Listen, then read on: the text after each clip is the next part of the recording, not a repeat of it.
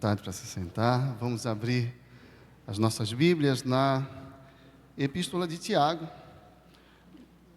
onde caminhamos um trecho ao longo da liturgia desta noite, não é? Carta de Tiago, capítulo 1. Eu vou fazer a leitura dos versos de 1 a 8 e lhe convido a acompanhar com reverência, atenção, fé e alegria no coração. É a palavra de Deus. Tiago, capítulo 1, de 1 a 8, nos diz assim: Tiago, servo de Deus e do Senhor Jesus Cristo, às 12 tribos que se encontram na dispersão, saudações. Meus irmãos, tende por motivo de toda alegria o passardes por várias provações, sabendo que a provação da vossa fé, uma vez confirmada, produz perseverança. Ora, a perseverança deve ter ação completa, para que sejais perfeitos e íntegros, em nada deficientes. Se, porém, algum de vós necessita de sabedoria, peça a Deus, que a todos dá liberalmente e nada lhes impropera, e ser-lhe-á concedida. Peça-a, porém, com fé, em nada duvidando, pois o que duvida é semelhante à onda do mar, impelida e agitada pelo vento. Não suponha esse homem que alcançará do Senhor alguma coisa. Homem de ânimo dobre, inconstante em todos os seus caminhos. Vamos orar. Senhor, nós temos diante de nós a Tua palavra, acabamos de ler. Nós te agradecemos e te louvamos, ó Pai, porque Tu te revelastes por meio da Tua palavra. Por meio desta bendita palavra, o Senhor tem edificado o Teu povo ao longo das gerações, daqueles que o Senhor tem chamado para Ti. Nós Te louvamos porque a preservaste, e esta noite estamos aqui, usufruindo desta bênção, de podermos em Cristo Te prestar esse culto, sermos edificados, glorificarmos o Teu nome, celebrarmos a salvação, termos a palavra diante de nós, e buscarmos nela orientação para continuarmos na caminhada contigo, glorificando o Senhor na nossa vida, sendo mais edificados em Cristo, e rogamos por esta bênção, Senhor, que mais uma vez, por Tua graça, por bondade, o Teu Espírito nos instrua, ilumine o nosso entendimento, que compreendamos a Tua palavra, que o Teu Espírito trate o nosso coração, que a Tua palavra seja por nós amada, querida, obedecida, que a nossa vida seja conformada ao caráter de Cristo, porque o Senhor falou por meio da Tua palavra e o Teu Espírito agiu em nós. Rogamos esta maravilhosa bênção em nome de Jesus Cristo. Amém. Meus irmãos, esta orientação que nós vemos aqui, Tiago trazendo à igreja, não é? Tende por motivo de toda a alegria o passardes por muitas provações. Ela é em si uma prova, não é? É uma daquelas ocasiões, eu não sei se com você é assim também, quando eu estou lendo algo, assistindo um filme, ou seja, quando eu estou nesses momentos de apreciação, ou aprendendo, ou tendo alguma leitura de deleite, algum momento assim, geralmente me ocorre como se eu estivesse com alguém do lado, né? E os comentários surgem, não é? E às vezes você pode se imaginar assim, em alguma leitura, você lembra de alguém que certamente gostaria e acharia aquilo interessante, você lembra daquela pessoa. Eu imagino que isso acontece com todos nós, não é? E às vezes você acaba lembrando de alguém que não gostaria nada daquilo, e você olha para essa pessoa, eu não compartilharia, né? Teríamos problemas e assim vai.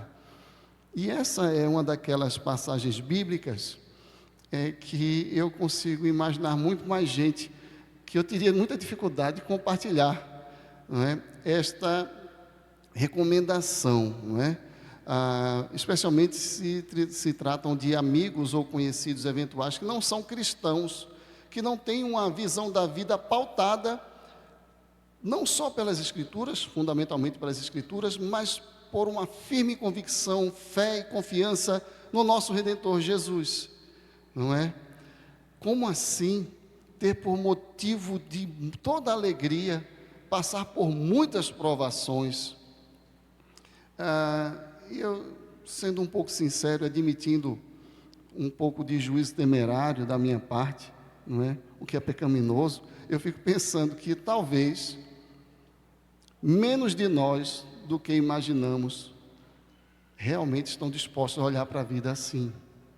Ou seja, não é só no círculo, por exemplo, dos alunos, de incrédulos, de profissionais que a gente lida, né, incrédulos, mas às vezes no próprio seio da nossa família, não é? Tiago antevê isso, né? Por isso que em algum momento ele diz assim: se alguém se reconhece como carente de sabedoria para lidar com isso, peça a Deus. Ou seja, nós podemos ter dificuldades de lidar com essa orientação, não é? Ela parece estranha.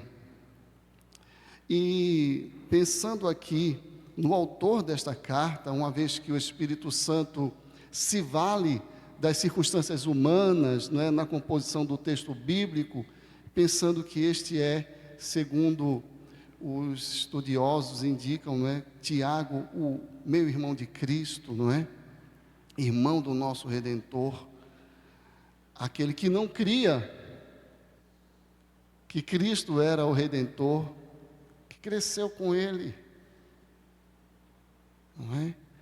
E que, como Paulo nos lembra, né, naquela ocasião da ressurreição de Cristo, segundo está registrado na primeira carta aos Coríntios, parece que esse é o grande momento de impacto e de mudança de visão da vida na experiência de Tiago, que a propósito Paulo também chama de apóstolo, apesar de não ser um dos 12, não é?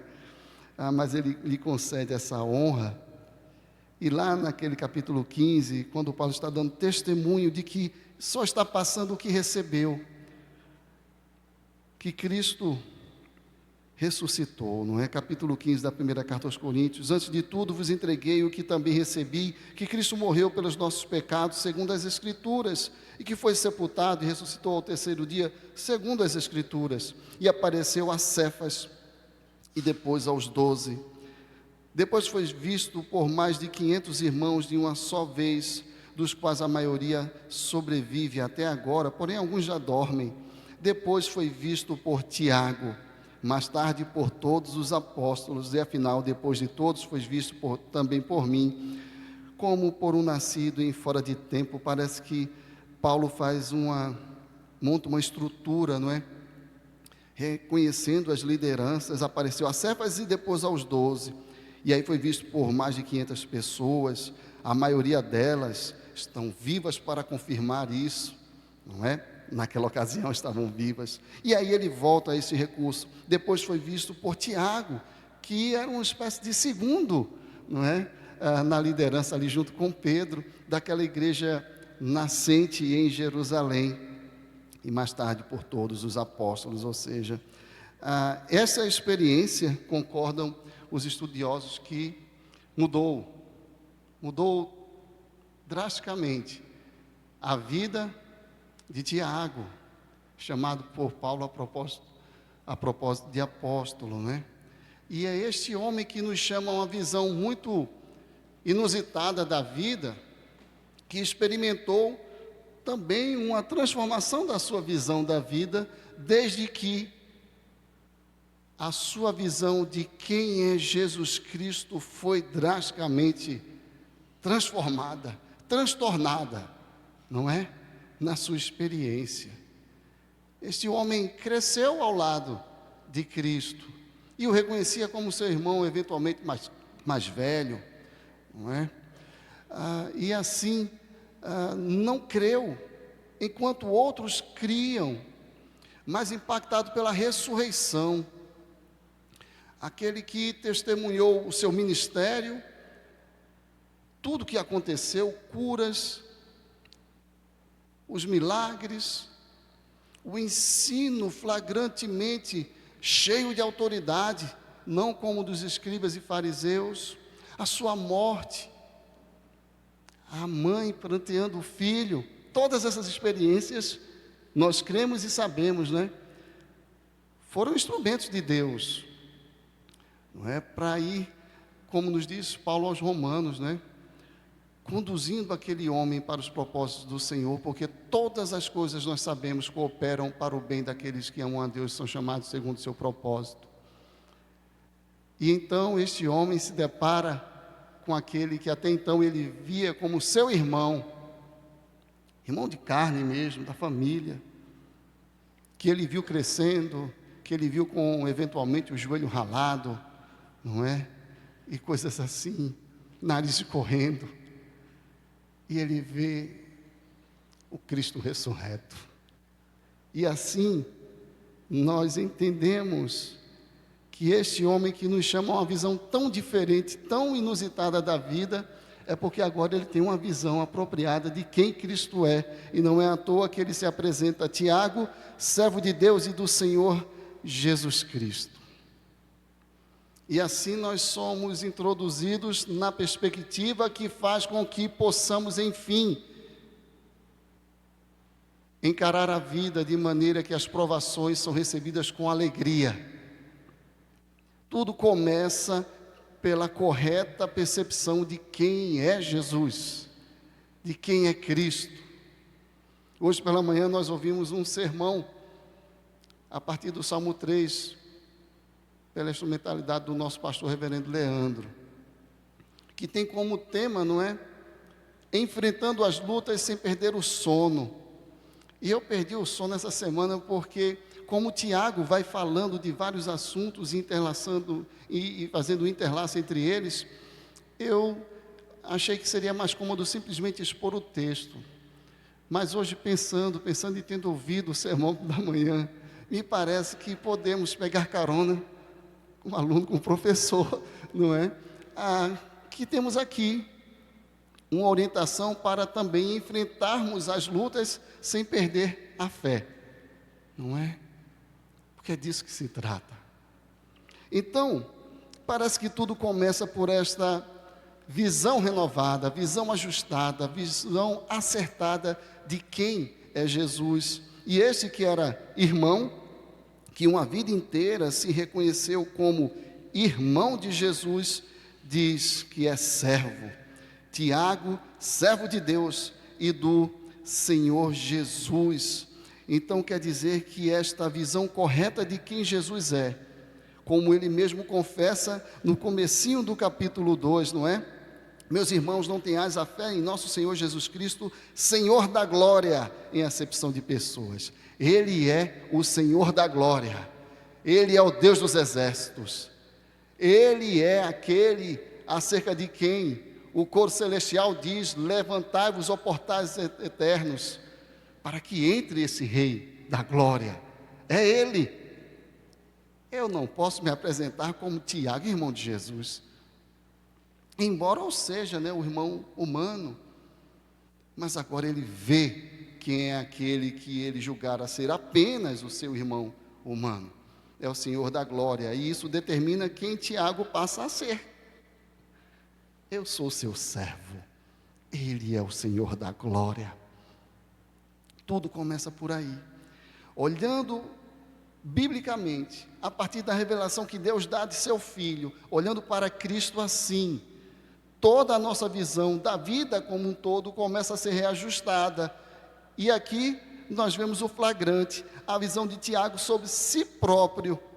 Eu sou servo de Deus e do Senhor Jesus Cristo, a propósito, o Rei da glória, o Senhor da glória. E essa justaposição, não é? Deus e Senhor Jesus Cristo indica o reconhecimento mesmo dessa divindade de Cristo, Pai e Filho assumidos como identicamente divinos. Eu sou servo de Deus, assim como sou servo do igualmente Deus, Cristo Jesus. Ele conheceu sem crer por uma vida inteira. Depois creu, depois da ressurreição, naquele que tão de perto tinha conhecido, mas não reconhecia. Agora realmente conhece. A familiaridade que antes era um obstáculo à fé, é agora substituída por uma reverência devida, de quem agora finalmente conhece como deve conhecer. Ele é o Deus da glória. E eu sou seu servo. Nós somos seus servos. Ele tem nos dado o Pai. O Pai nos deu o Filho. Nós o temos como primogênito, o mais velho. Temos essa intimidade, mas precisamos dessa reverência de reconhecer: Ele é o Senhor e nós somos os servos. Este é o primeiro passo para que aquela orientação estranha vá perdendo a estranheza aos nossos olhos e nós possamos cumpri-la.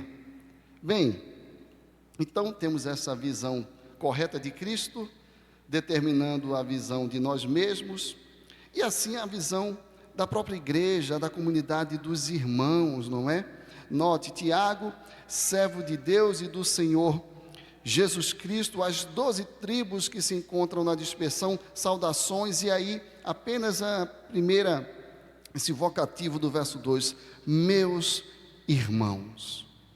Note, quem está escrevendo e que dispensa grandes apresentações, é esse que o apóstolo Paulo reconhece como um apóstolo, dada a sua proeminência na igreja, especialmente naquela igreja incipiente, nascedora, aquela primeira comunidade de judeus que creram em Jerusalém, aquele que é o relator, né, da resolução do primeiro concílio da igreja, aquele que encaminha a resolução, é aquele que assumiu mesmo, não é, a liderança naquela região toda, aquele que viu esses irmãos serem dispersos, aquele que testemunhou que judeus de outras dispersões, judeus que vinham desde a herança da dispersão, por exemplo, nos cativeiros assírio e babilônico, que anualmente vinham às festas, alguns daqueles creram na ocasião de Pentecostes, no sermão de Pedro, estes que alguns acabaram ficando em Jerusalém,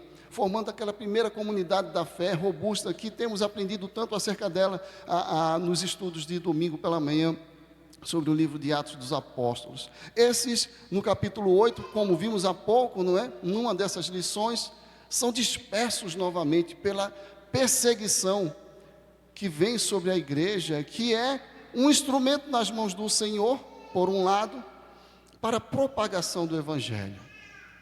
Então, esses que estão dispersos, obviamente, né, alguns gentios que já passam a crer, eles não estão excluídos. Estes são tratados por este que tem tanta autoridade como meus irmãos. Vocês são os meus irmãos. Cristo é meu Senhor, nosso Senhor. Se todos servos do mesmo Senhor, todos também irmãos da mesma fé. É assim que ele passa a encarar, então, esses seus liderados. Meus irmãos, e aí sim a recomendação: tende por motivo de toda alegria o passardes por várias provações. E aqui nós temos o reajuste das lutas. Então, essa correta visão de quem é Jesus nos dá a correta visão de quem nós somos, a correta visão da nossa relação com os irmãos, com a igreja, e a nossa correta relação, aí sim, com as lutas, enfrentando as lutas, sem perder o sono, sem perder a fé, sem perder a cabeça, sem perder a alegria no Senhor. Tiago está escrevendo para uma comunidade de gente perseguida, candidatos fortíssimos a caírem nas tentações. A propósito, o próprio termo aqui, traduzido cuidadosamente, e com justiça como provações, no original grego é o mesmo termo que Tiago está usando para falar de tentações também. Não é? E a compreensão aqui é de que, da perspectiva do agir de Deus em nossa vida, mesmo os momentos em que estamos sendo tentados a pecar, são, da perspectiva da providência de Deus, uma provação para a nossa fé, uma ocasião para a nossa fé ser forjada. Óbvio, da perspectiva do acusador das nossas almas, é uma tentativa de nos fazer cair. E por isso é muito acertada e muito cuidadosa essa tradução que nós temos aqui, embora precisamos estar lembrados.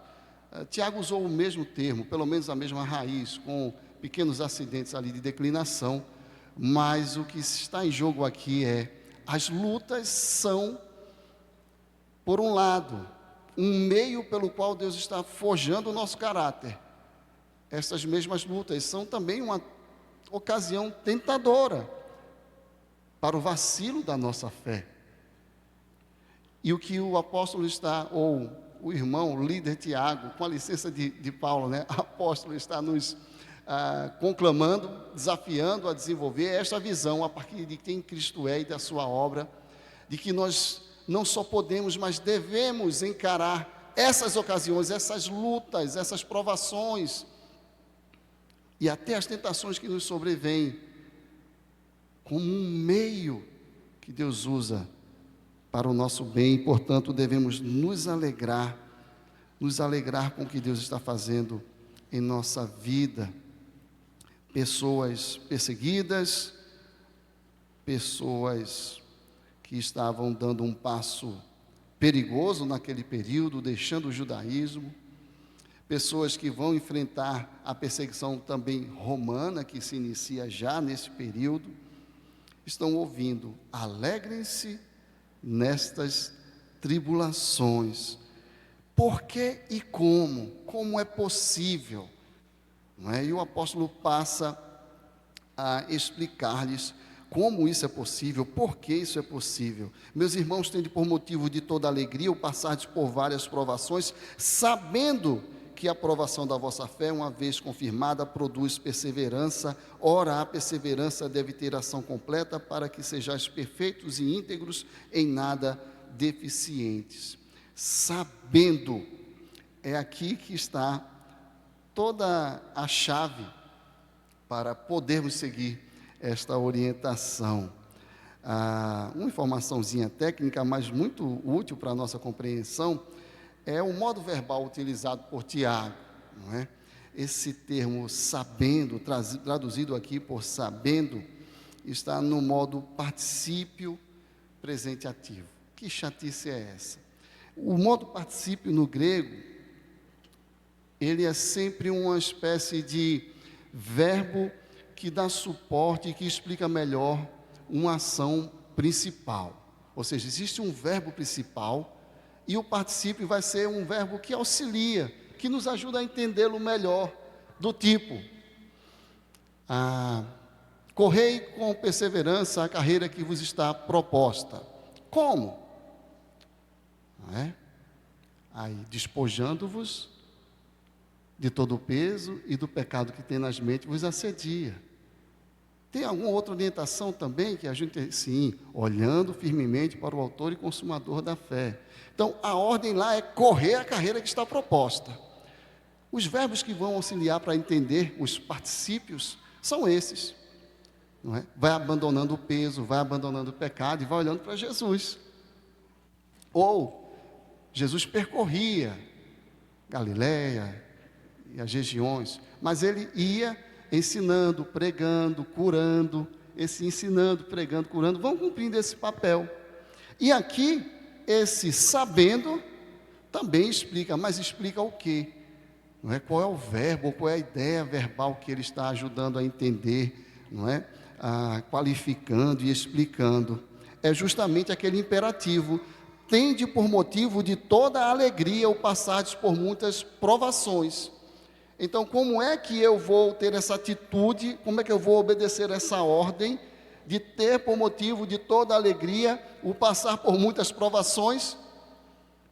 Bem, é sabendo que Deus está agindo. Essa é a ideia. Sabendo, e sabendo o que, não é? Sabendo que a provação da vossa fé, uma vez confirmada, produz perseverança, sabendo também que a perseverança deve ter ação completa, para que nós sejamos perfeitos, íntegros, em nada deficientes. Há alguns domingos, o reverendo Leandro nos trouxe uma orientação muito boa para lidarmos com os imperativos que vêm, não é, nas cartas paulinas, por exemplo, né? Sempre ele tem uma seção de aplicação prática, não é? Então, aquela parte mais de exposição é a parte da certeza, do que precisa ser sabido. Vem sempre no indicativo.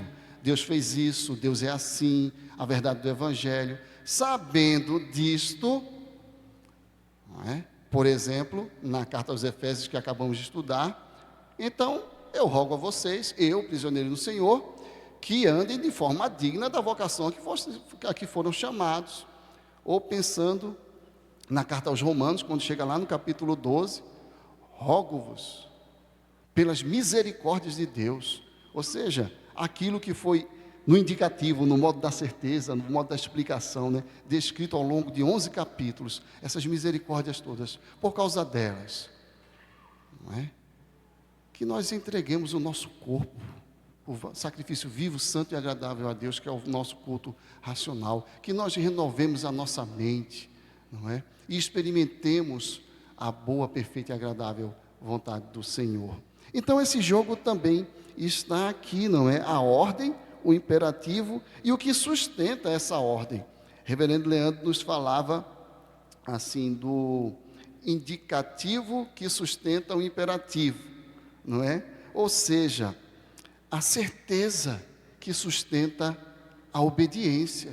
Aquilo que eu preciso saber, ter como certo, para ser justamente o suporte da minha obediência, especialmente quando a obediência se deve a uma orientação tão desafiadora, tão estranha ao coração temerário, vacilante e às vezes tendencioso à incredulidade, como é o meu e eventualmente também o seu.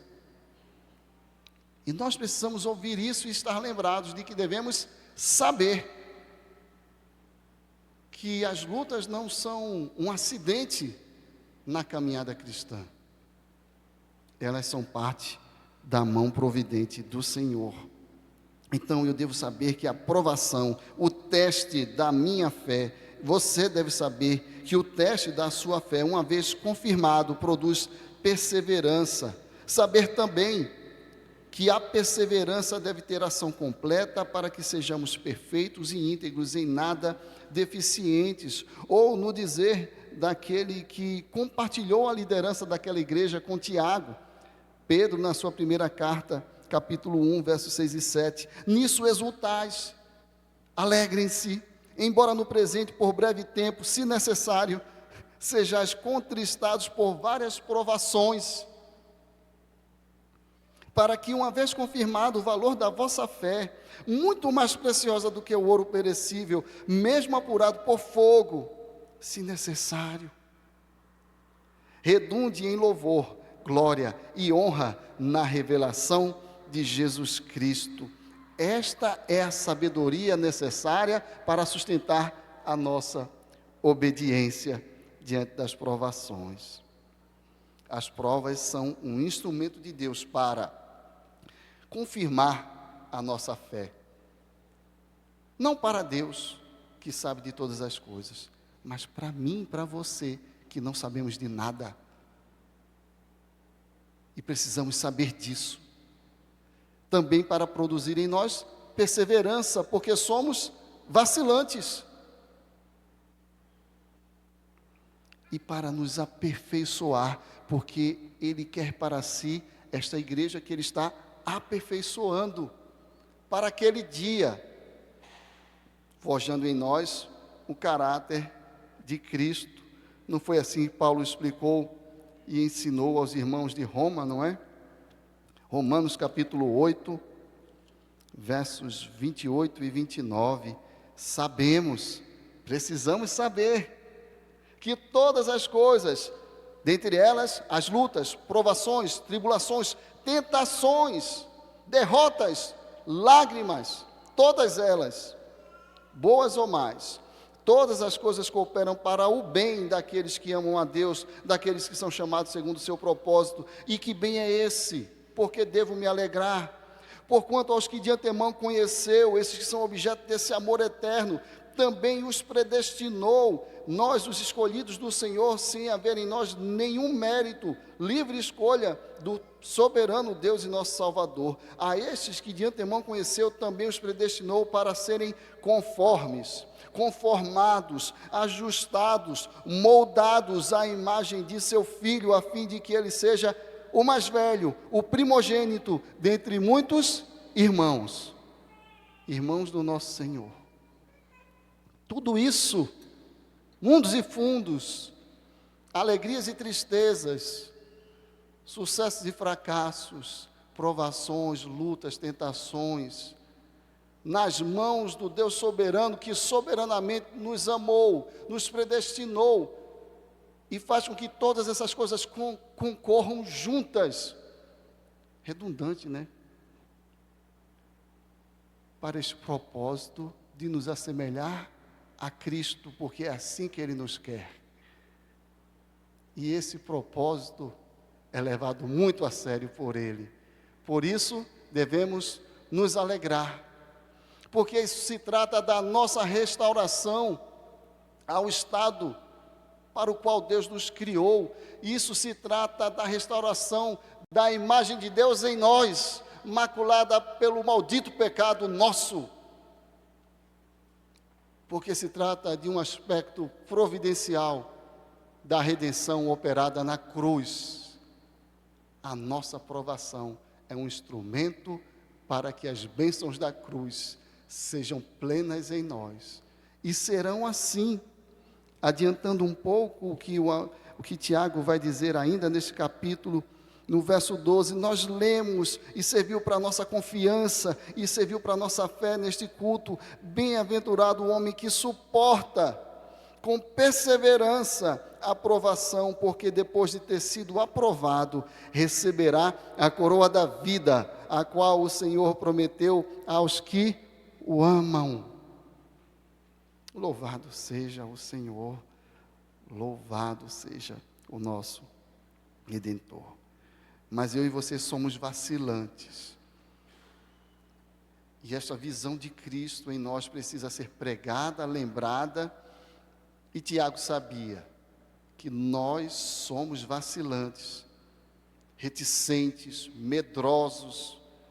E o verso 5 introduz: se porém algum de vós necessita de sabedoria, é de se esperar. Ele não está duvidando da fé dos irmãos.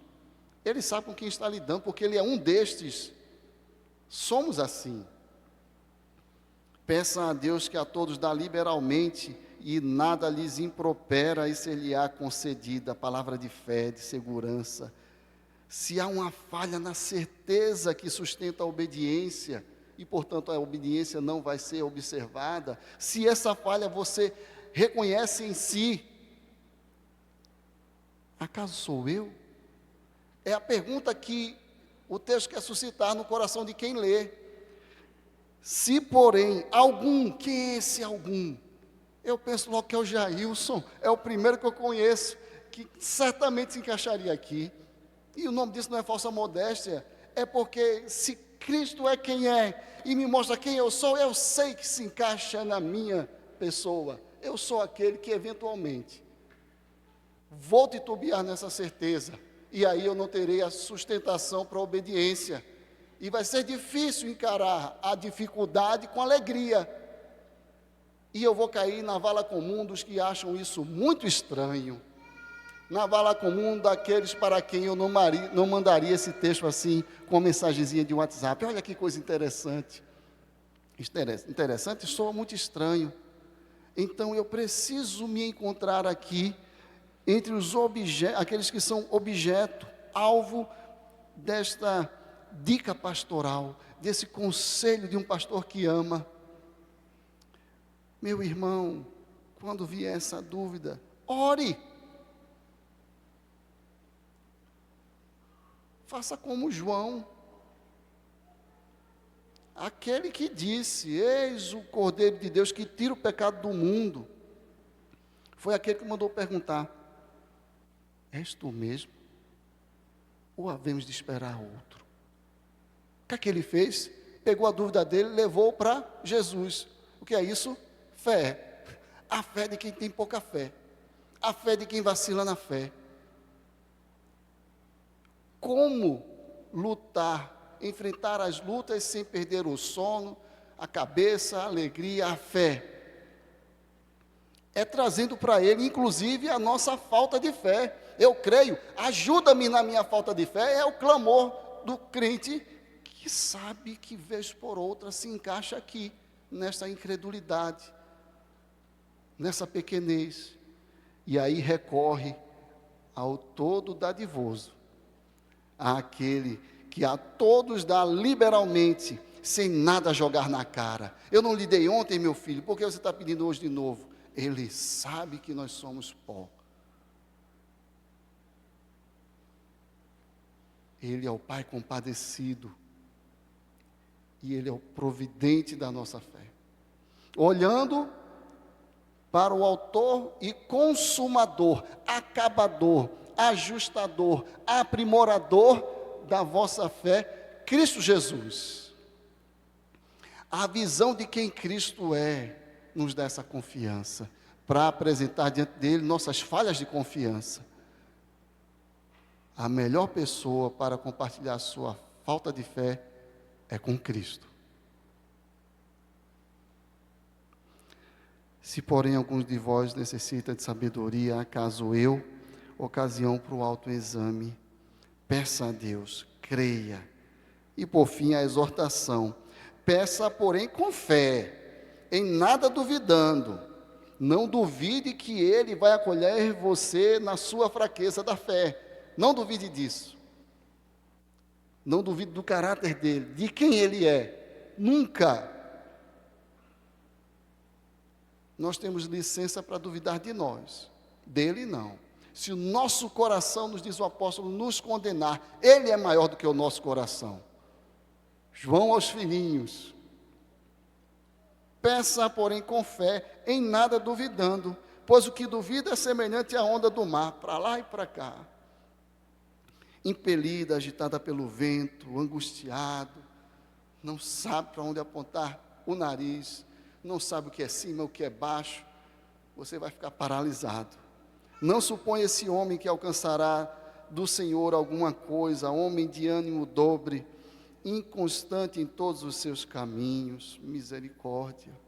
Literalmente, dois corações, terminam lá usado por Tiago, de psicose, duas mentes, duas almas, dois corações. Nós só temos um. Isso é patológico.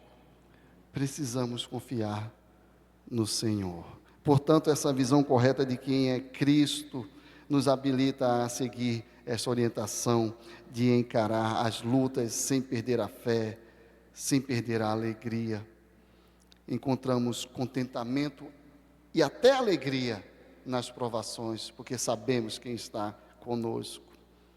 Nossa fé é revigorada, nossa confiança em Deus é aumentada. Ele ganha mais glória de nós. Ele não precisa, mas nós damos, porque reconhecemos sua glória. E Ele nos edifica mais. E leva um pouco mais adiante o seu propósito de nos conformar a Cristo, para o nosso bem e para a glória dEle. É como se ouvíssemos Tiago dizendo: eu vi que meu irmão mais velho é, na verdade, o Senhor da glória. E tudo mudou.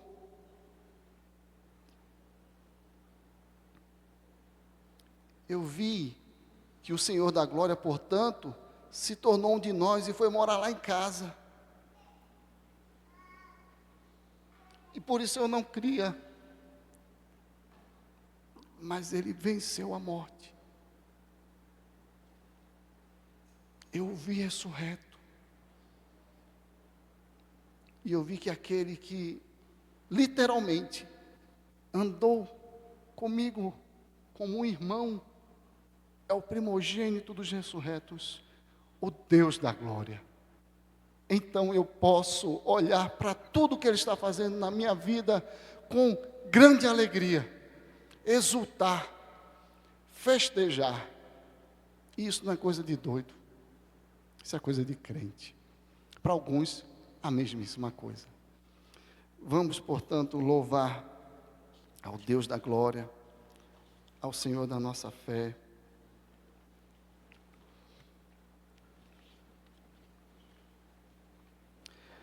Aflição e paz. Hino 108 do Inário Novo Cântico.